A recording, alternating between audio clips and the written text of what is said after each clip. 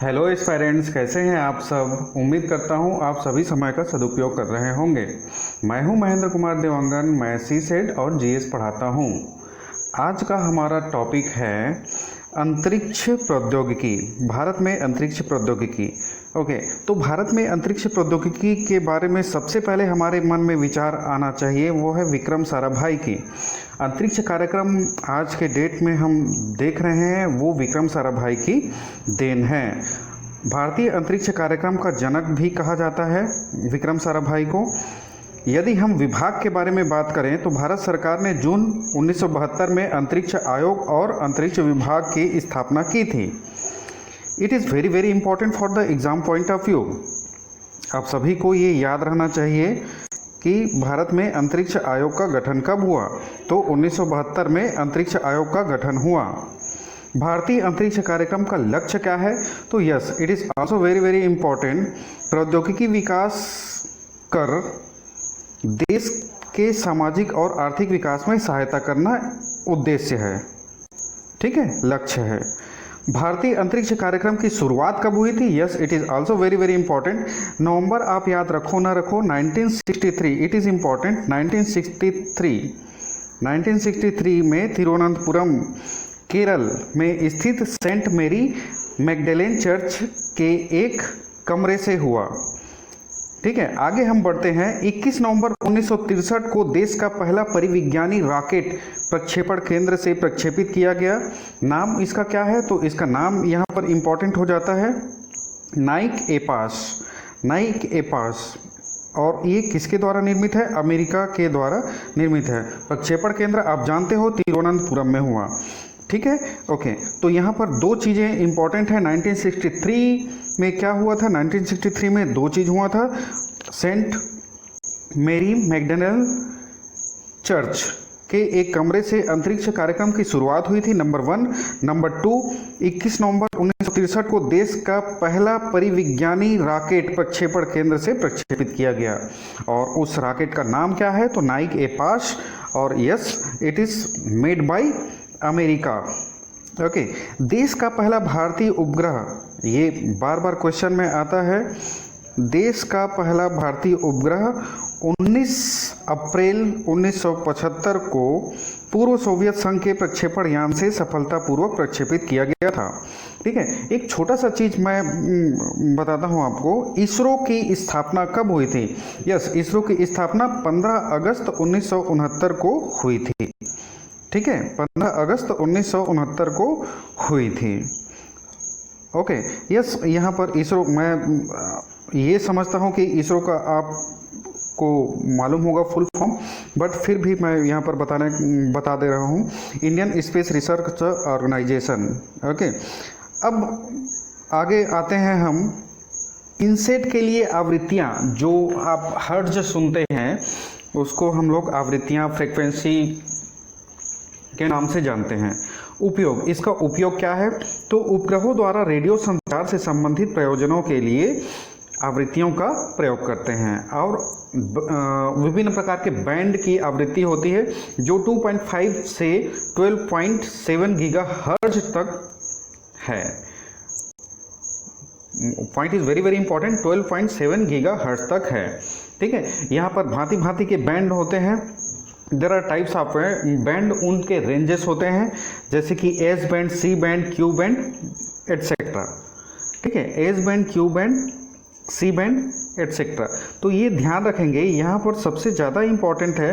आप भले ही 2.5 से 12.7 गीगाहर्ट्ज तक को याद करें ना करें, बट यस, आपको सिंपली यदि ये पूछा जाए कि S band, C band, Q band क्या है, तो आपको पता होना चाहिए ये इनसेट के लिए प्रयोग किया जाता है। ठीक है, ओके। अब इनसेट क्या है ना, इनसेट क्या है? ओके, तो यस, इनसेट क्या है? ये इंडियन सैटेलाइट है, ऑब्वियसली। नोट, इन बैंडों का सर्वाधिक उपयोग कौन करता है? तो यस, इट इज़ इम्पॉर्टेंट। इन बैंडों का सर्वाधिक उपयोग दूरदर्शन करता है, परंतु भारतीय मौसम विज्ञान विभाग भी अपने अति उच्च विभेदन रेडियोमीटर के लिए इन आवृत्ति बैंडों का बड़ा भाग उपयोग में लाता है। ठीक है, बट सबसे ज़्यादा ध्यान देने वाली बात तो सिर्फ और सिर्फ यही है कि इन बैंडों का सर्वाधिक उपयोग कौन करता है, तो दूरदर्शन करता है। ठीक है, ओके। आगे हम बात करते हैं INSAT 2A INSAT 2B Q band. तो यहाँ पर सबसे ज़्यादा इंपॉर्टेंट है क्यू बैंड। क्यू बैंड किसके लिए यूज़ करते हैं, तो चित्रण के लिए यूज़ करते हैं। जो पिक्चराइजेशन होता है वो क्यू बैंड के लिए यूज़ होता है। साफ मौसम में विभिन्न रेडियो संचार व्यवस्थाओं के लिए क्यू बैंड सर्वाधिक उपयुक्त है, क्योंकि इसके किरण पुंज का विस्तार कम होता है। मतलब इसका जो रे है वो एक जगह फोकस हो जाता है। ठीक है, आप लोग ये कह सकते हैं कि उत्तल लेंस जैसा। ठीक है, आगे हम बात करते हैं इनसेट। आगे हम बात करते हैं इनसेट का प्रयोग। तो ऑब्वियसली ये वर्ल्ड को कनेक्ट करता है, दूरदर्शन के लिए इसका यूज़ होता है। शैक्षणिक दूरदर्शन, ऑब्वियसली मौसम विज्ञान, यस इट इज़ इम्पॉर्टेंट। मौसम विज्ञान, ये सभी के सभी एक छोटा सा चीज़ है, इसको आप लोगों को ध्यान देना है।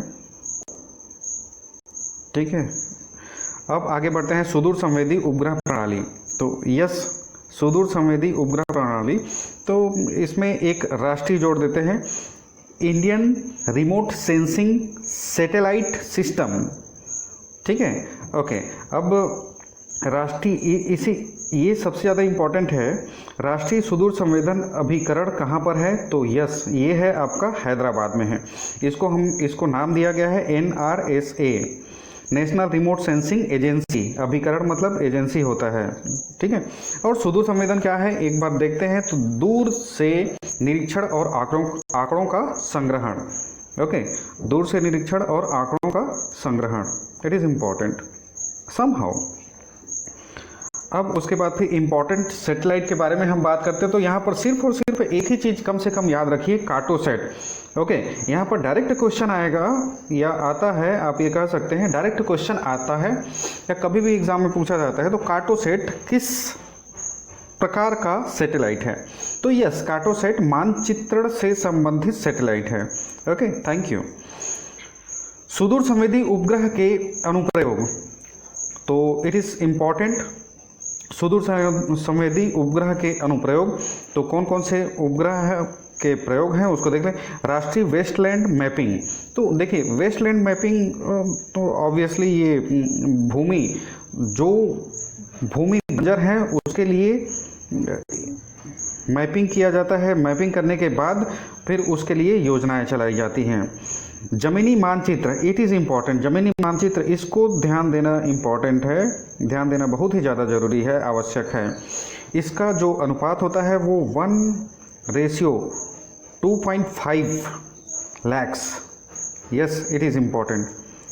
ठीक है, 2,50,000 इसका अनुपात है।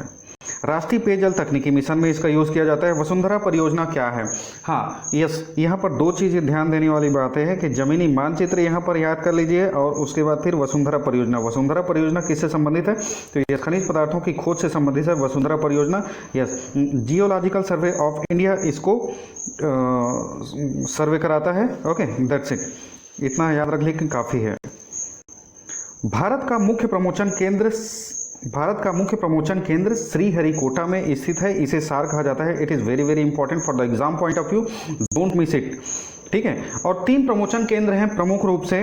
पहला है थुम्बा, दूसरा है बालासोर, तीसरा है सार। मैंने यहाँ पर लिख दिया है, थुम्बा जो है वो केरल में है, बालासोर जो है उड़ीसा है, आंध्र प्रदेश में क्या है, सार है। ठीक है, thank you very much for today discussion. यदि आपको वीडियो अच्छा लगा तो लाइक शेयर एंड कमेंट जरूर